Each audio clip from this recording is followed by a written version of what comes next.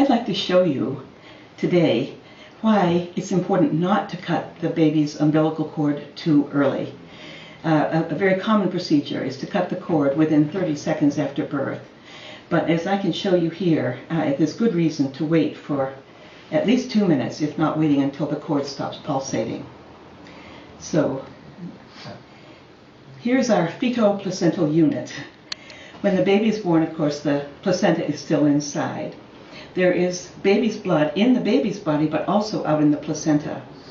And over the course of a few minutes, the placenta will drain to the baby. There will also be a little bit of back and forth, but the net effect is that the placental blood will get to the baby. All this blood belongs to the baby.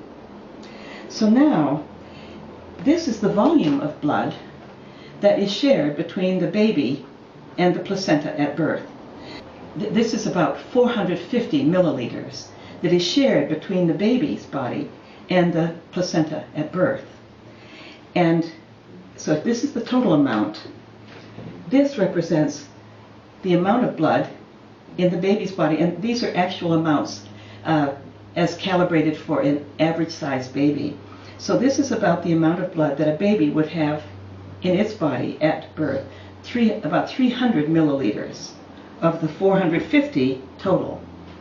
And then this represents the amount of blood that is remaining in the placenta after birth and that will transfer to the baby over the course of 2 to 5 minutes.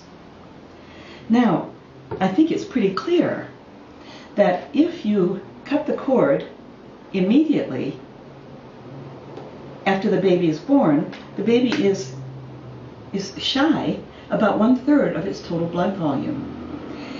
And if we leave it intact, what happens is, and I have to take the covers off here, but gradually over time, the blood that is out in the placenta will transfer to the baby. And it takes a while. The studies tell us that in 2 minutes, about 70% of the baby's blood will have transferred. The placental blood will have transferred to the baby. But if we wait till the cord has stopped pulsating, all the blood that can get to the baby will have done so. So the most favorable thing to do would be to wait. And even in cases where babies have to be resuscitated, or if they have meconium aspiration, the usual practice is to cut the cord and remove the baby to an area where the baby can be treated for the condition. Many people now are suggesting that the cord remain intact even if the baby needs resuscitation, and the resuscitation procedures would take place with the baby next to the mother.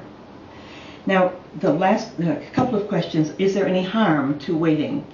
And many people have believed for a long time that a baby is more likely to develop jaundice if that component of its blood, that one-third of its blood, gets into its body. The added red blood cells, they believe, will break down and cause so much bilirubin that the baby will develop jaundice.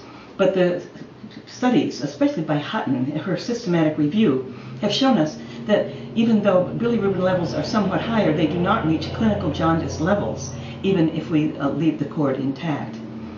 And the other thing is the big question of how much oxygen the baby actually gets while the cord is still intact.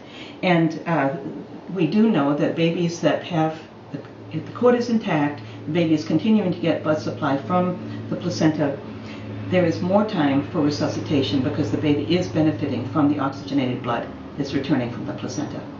So I hope that's convincing, and that you can give a strong opinion to your care provider about waiting until the cord stops pulsating, or at least for 2 minutes before clamping and cutting the cord. Thank you.